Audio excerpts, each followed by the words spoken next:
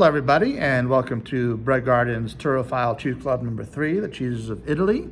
So we have 5 great cheeses for you this month to put in your little cheese boxes this week, ranging from the great Parmigiano Reggiano to kind of newer things like Brunette, which is a fantastic geo-rind soft goat cheese from Italy that's just out of this world. So an excellent little selection this month. I can't wait for you guys to try them. Before we do that though, let's get into a little bit of cheese culture in Italy, cheese history in Italy, and give kind of a quick background of Italian attitude towards cheese in general. So I would say the culture of Italian cheese probably hasn't penetrated American culture as deeply as, say, French cheese. So by that I mean, if you ask people to name some famous Italian cheeses, most people could name Parmigiano Reggiano, most people have heard of Pecorino, maybe Taleggio, perhaps Gorgonzola, and I would guess that even a lot of people who have heard of Gorgonzola don't even realize it's an Italian cheese. Whereas if you ask people to name famous French cheeses, most people who like cheese could probably name a dozen or so different French cheeses. So the depth and wealth and diversity of Italian cheeses is not nearly as well known as, say, cheeses from France. And why is this? Why in America are we not as up to date and up to speed with Italian cheeses as we would be, say, with French cheeses? Well, you know, there's no study that's been done on this, but we could probably point to a number of variables. You know, Italian cheeses and Italian gastronomy in general has its origins in what historians would call, or what some people would call, peasant culture, farm cultures. Most cheeses we know today, and indeed most food that we eat, and even fancy Italian restaurants, have their origins, have their traditions that are steeped in poor farmer, middle-class farmer culture. So the whole idea of doing more with less. So we can't always afford the finest pieces of meat. We can't always afford salt or spices. So how do I make this dish, how do I make this food stretch out? Not only stretch out as far as I can, but also taste as good, because food has always been important in the Italian culture. So doing more with less. But it's very regional and always has been in Italy. And so instead of Italian cheese culture, you had regional food culture. So everything is divided up into little regions. Remember, Italy wasn't really a unified country until the 19th century. And even since then, it's had 70, 80 different forms of government. So you have culture that stems from kind of not as wealthy, very regionalistic, and very poorly organized in terms of people weren't thinking of promoting their cheeses. People weren't thinking of promoting their wines or even their food to other cultures because they were just making it for survival, basically. Whereas France, for example, if we're going to keep that comparison going, most of what we eat in France, whether it be cheeses or the great foods that we eat in French restaurants here in the US, or over in Paris or wherever else, a lot of that food culture derives from the aristocracy, the wealthy. So you have almost completely 2 different origin stories. You know, champagne or great pâtés and things like that were promoted and lauded in wealthy French courts or wealthy French merchant houses, or the great churches, and you know, the Catholic Church had a great deal of money and landed property in France. So, you know, you have cultures of gastronomy that are of equal importance in terms of how much they mean to their individual cultures in France and Italy, that originate and derive from 2 very different places.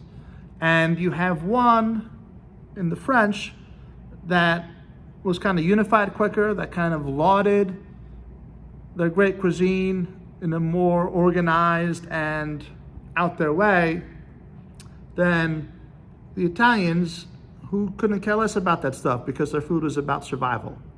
And then put on top of that, like I said, the disorganization of the country as a whole, whereas think of it as like, 25 different separate entities as opposed to one whole country. And then even when it becomes one whole country in the 19th century, we're still talking about very, very passionate feelings about region comes before country, and then the upheavals of governments over the years.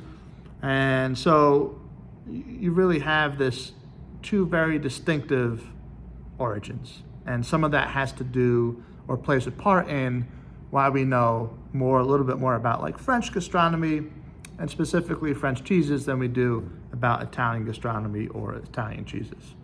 Very, very roughly, you could kind of divide Italy into 5 very broad regions when it comes to cheese making. So you have the Alps. So just like in France and just like in Switzerland, mountain cheeses are very important. And in Italy, just like in Swiss and France, the Alps border kind of separate those 3 countries. So the Alps in Italy are a very important cheese producing region. And then you have like the northern plains, which begins at the foothills of the Alps and kind of extends down to the Po Valley. And then you have central Italy, which is Tuscany, kind of heading into Rome.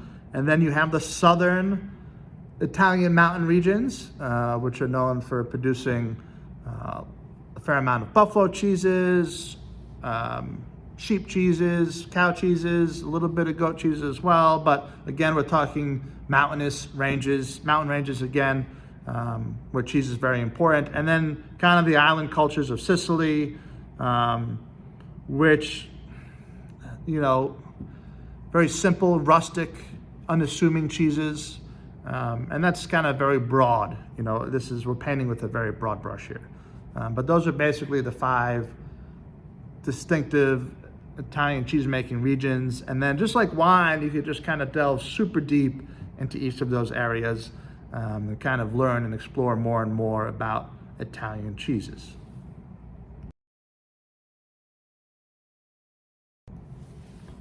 So we're going to talk about our first 2 cheeses here, but just want to give you a heads up. I don't have the first 2 cheeses yet in the shop. They will be here before we pack your Cheese Club packages. But, for the Cheese Club, we like to get some things in that we don't typically carry in the store. So that way it gives people the opportunity to try things that maybe they haven't tried before. But to do that, especially if we're doing cheeses from other countries like Italy or France or Switzerland, we have to order them pretty far in advance. And a lot of them take 3 to 4 weeks to get here. So we're still waiting patiently, but I've been assured that they will be here. So the first cheese I'm really excited about, I've had a few times, and we've had it in the store in the past, but only very rarely. And that's the Cassetica di Bufala. This is, as the name indicates, a buffalo milk cheese. It's almost a buffalo milk brie. It's got a nice bloomy rind around it. It's got like a soft custardy texture on the inside of the rind, and it's just beautiful. It's creamy, it's fluffy, it's buttery, it's just unctuous. It's got kind of a great texture and mouthfeel to it. Buffalo milk is wonderful for making cheese. There's not a ton of cheese made from buffalo milk just because buffalo milk is not as readily available as like cow or goat milk, for example. But buffalo milk is higher in fat. It has almost double the fat of cow's milk, but it's lower in cholesterol. It's a good thing.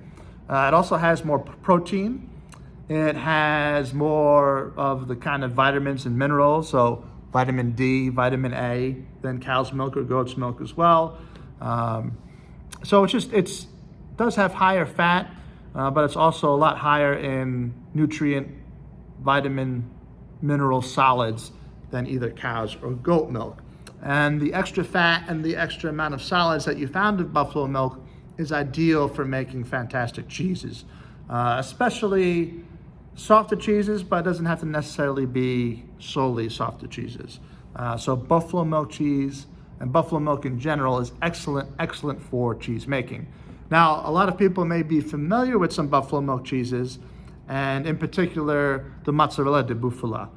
Mozzarella di bufala is, if we're talking about really authentic Italian stuff, comes from the south of Italy, in and around Campania. Think about Naples. In fact, to be called truly Neapolitan pizza in Naples, there's a number of, believe it or not, just like with wine, there are a number of very specific geographic requirements Italian government requires for people to make authentic Neapolitan pizza in Naples. So, and one of the requirements is they have to use buffalo milk from the region, essentially, or buffalo milk cheese, buffalo milk mozzarella, to be specific and accurate. So, in Naples, to create truly authentic Neapolitan pizza, and to call your pizza, Neapolitan pizza, you have to use buffalo mozzarella from the region, just like you have to use San Marzano tomato. So, even their pizza has a protected designation of origin, a PDO, essentially. So think about the wines we talked about with DOC or DOCG.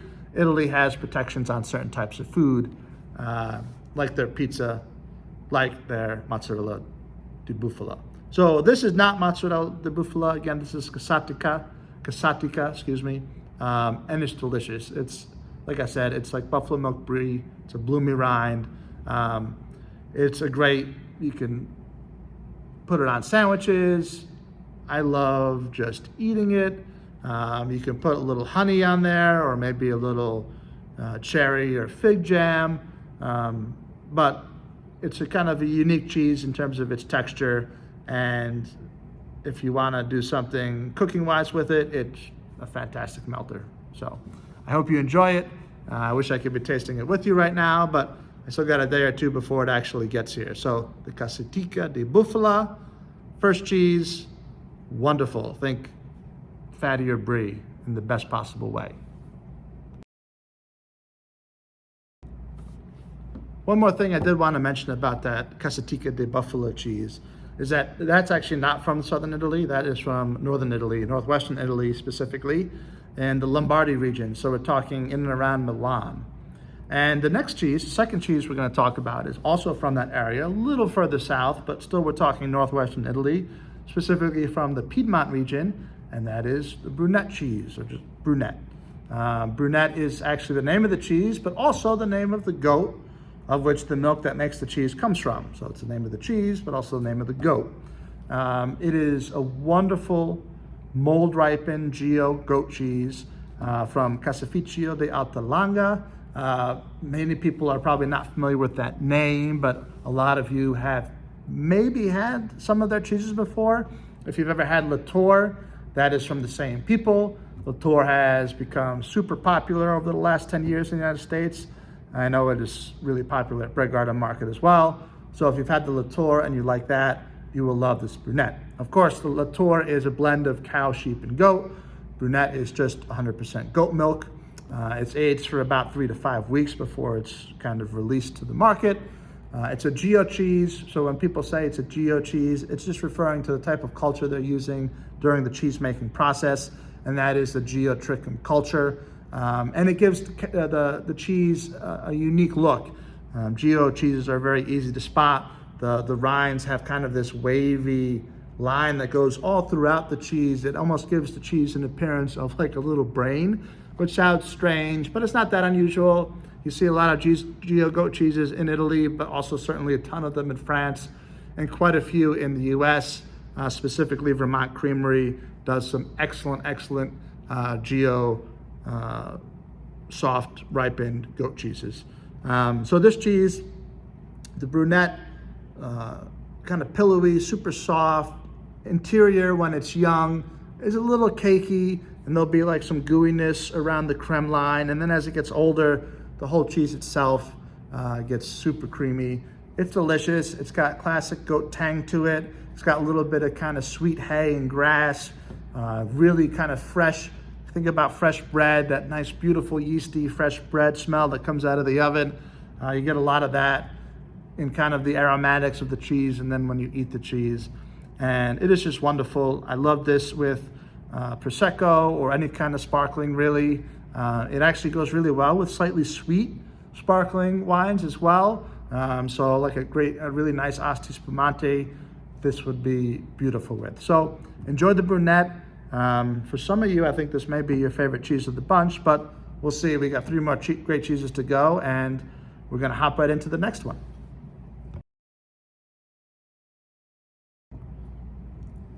Moving out of the northwestern part of Italy, we're now moving to the Italian Alps, about 7,000 feet up in elevation in the Alps.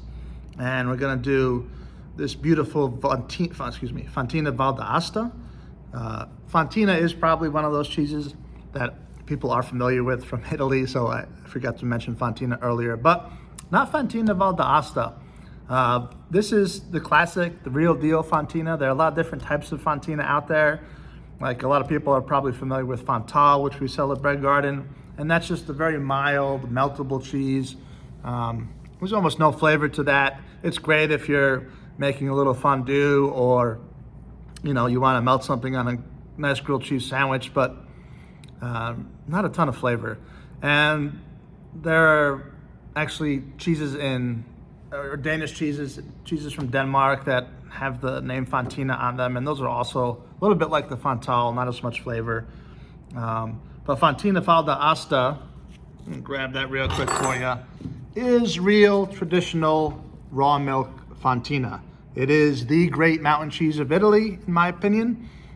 So whereas the Swiss have the Gruyere and the French have their Beaufort or their Comté or their Abondance, the Italians have the Fontina Val d'Asta. And again, most people don't know about Fontina Val d'Asta. They're just thinking about Fontina Fontal, good melting cheese.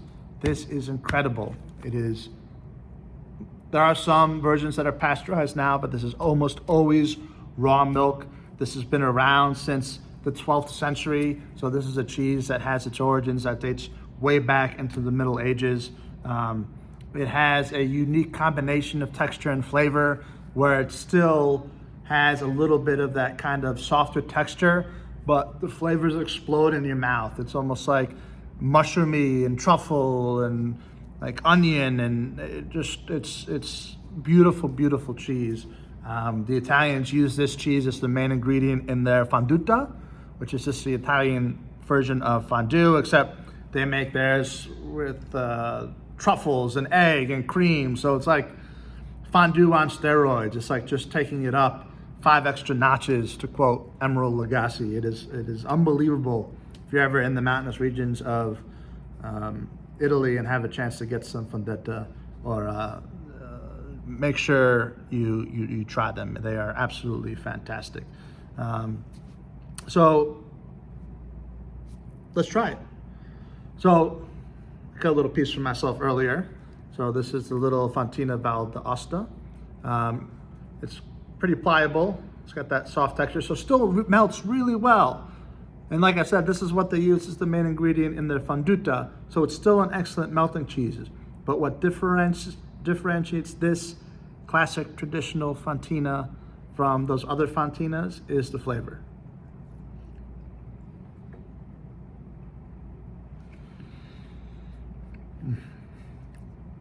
So, outstanding, really excellent. It's not overpowering. It does have good Fontina Val d'Asta, will be a little funky, but not overly funky. If you can handle Gruyere, you can handle aged Gruyere, you can handle Fontina Val d'Asta. It's actually a little more easy on the palate because of the texture. But there is a lot of that earthy, again, grassy, barnyardy, mushroomy kind of flavor to it, but all very subtle. Like if Gruyere or Comté would be like the Cabernet Sauvignon of the Alpine cheeses, Fontina Val d'Asta would be like a beautiful, elegant Pinot Noir. So this is an awesome cheese. I would use this, buy a hunk of it, use this for all different types of applications. You can use it in mac and cheese, you could use it to melt on sandwiches, you could try to do your old fonduta at home or just make regular fondue with it. or just eat it as a snack. There's not many people on this earth who would not like Fontina Val d'Asta. So enjoy. We're gonna jump right into our next cheese.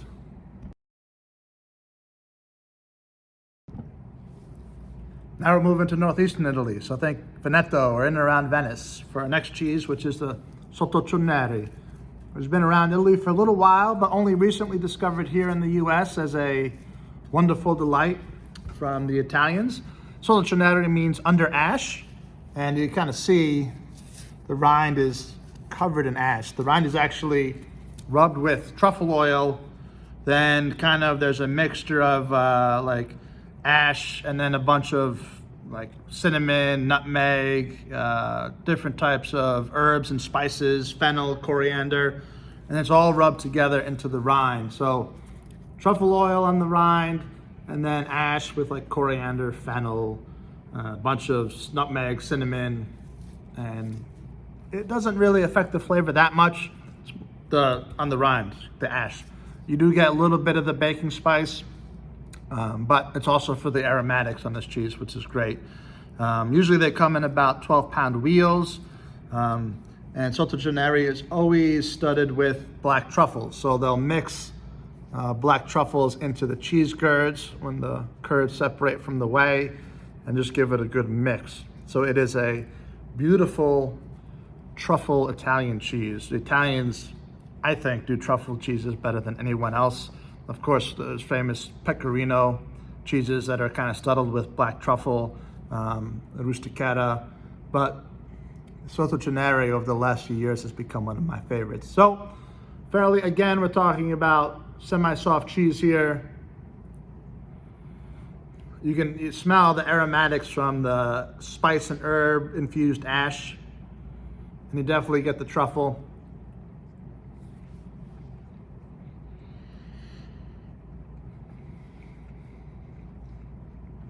And you get truffle and truffle. If you love truffles, you will love this cheese. The cheese itself, it's just kind of a mild, soft paste. And then it's the truffle that's really the star of this cheese. Like the Fontina, this also melts really well. I've actually used this cheese, I've grated this cheese to finish off like risotto dishes. And it's the best application of this cheese you could do. I mean, put it on your cheese board. It's delicious to snack with.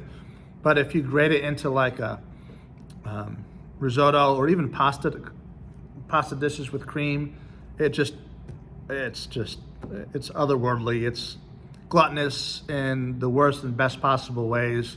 So that's what I would suggest to do with this cheese. But again, Sottoceneri, under ash, beautiful cow's milk truffle cheese from the Veneto region of Italy.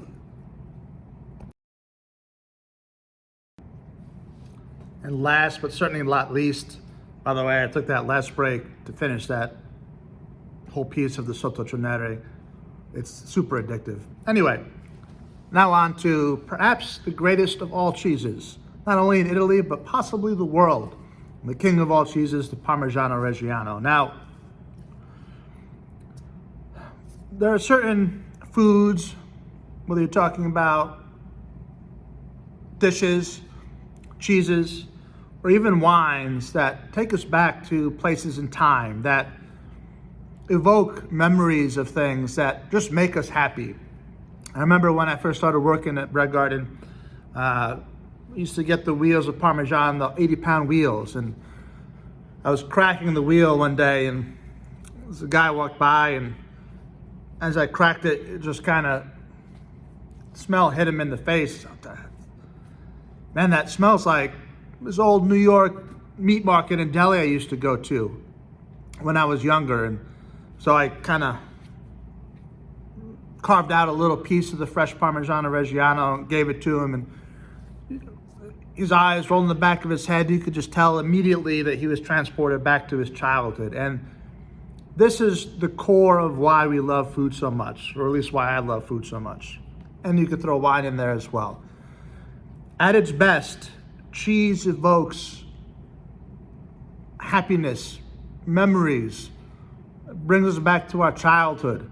And we're not only tasting this magnificent piece of cheese that someone took a lot of time to craft, but we're tasting some of the greatest memories of our life. And no cheese does this more for me probably than Parmigiano Reggiano.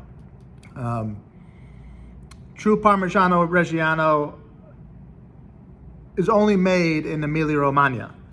And even in Emilia-Romagna, there are only like 5 sub-appellations, like Parma, Reggio, Emilia, Modena, Bologna, and certain parts of Mantua, so 5, excuse me, that could make Parmigiano Reggiano. So in the United States, we have Parmesan cheese, but not Parmigiano Reggiano. Has to come from Emilia-Romagna, has to come from one of those 5 places. And even in Bologna and Mantua, there are only very small parts of those regions where you can make classified Parmigiano Reggiano. Parmigiano Reggiano has to be aged at least 12 months before it's released. Most of the better ones are aged at least 24 months. Ours are aged 30 months. And there are some that are aged 5, 6, 7 years. Most people think of Parmigiano Reggiano as a shredding cheese, and that really does an injustice to the majesty, the fantasticness of this cheese. Yes, primarily you can use it as a shredding cheese, as a shaving cheese, but that's kind of underselling what it does. When you're shredding a good Parmigiano Reggiano on pasta or on vegetables or in polenta, that is the finest ingredient you're putting into those things most of the time, unless you're using truffles for pasta or something else akin to that line of ingredients. So I always am taken aback, and people say, I want a piece of Parmesan, and I show them the Parmigiano Reggiano, like, well, do you have anything cheaper? Because I'm just using it for shredding. You should be using Parmigiano Reggiano for shredding, not the cheap stuff. You can use the cheap stuff, I get it. Parmigiano Reggiano is not inexpensive. So from a monetary standpoint, I get it. But if you're skimping because you're just using it for shredding and not worried about the cost, you're doing a great disservice. Fantastic Parmigiano Reggiano can take a simple dish of oil, garlic, and pasta and elevate it to the highest heights. You could have basic roasted asparagus and you just kind of shred it right across there. Simple risotto, put a pile of Parmigiano Reggiano in there. Again, it elevates the dish. It's just so amazing. If you have the means, don't skimp on the Parmesan. Use Parmigiano Reggiano. And it's a great snacking cheese. You can cut it up into cubes. If you drizzle some nice balsamic vinegar over it, it's a delicious snacking cheese as well. I love to snack on Parmigiano Reggiano. And like I said, it's probably my favorite cheese in the world. You know, back when we start doing classes again, I'll do another cheese cracking with Parmigiano Reggiano, which I've done in the past, because fresh cracked Parmigiano Reggiano, there's nothing like it. It's almost got this, it's hard, it's still firm and has all the tyrosine and the nice crystals to it, but it's got this creaminess to it that's really unbelievable. When you crack open a wheel of Parm, it like melts in your mouth. Some of you out there know what I'm talking about because you've done the classes before, but it's just a great cheese. And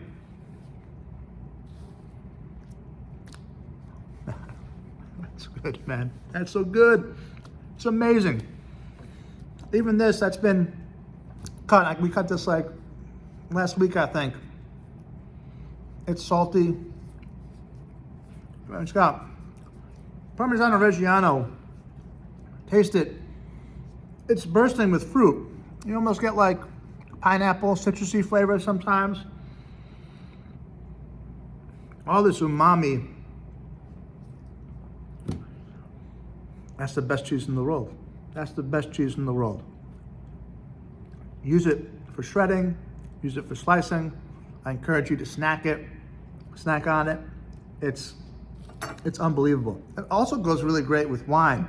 If you're always wondering, man, these big Brunellos or these big Cabs or French Bordeaux's overwhelm a lot of cheeses we try to taste with them.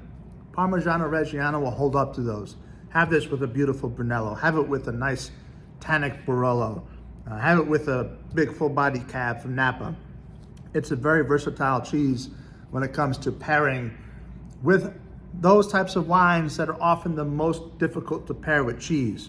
Again, just shred some, put a little balsamic vinegar over the top, munch away. It's the easiest snack in the world and it's delicious. I hope you enjoy these cheeses as much as I do. I hope you enjoy the Parmigiano Reggiano as much as I do. And enjoy. This has been a great ride for me. We've done 2 classes now of Italian wines and this Italian cheese. I've had a lot of fun. This has probably been my favorite class so far in terms of picking out the cheeses and wines, and I hope you enjoy them as much as I do. If you have any questions, please ask when you come into the store, email, or ask in the comments below. I think that's what we're supposed to do for YouTube. Like us. If you have any suggestions, let us know. Have a great week, and we'll see you next month.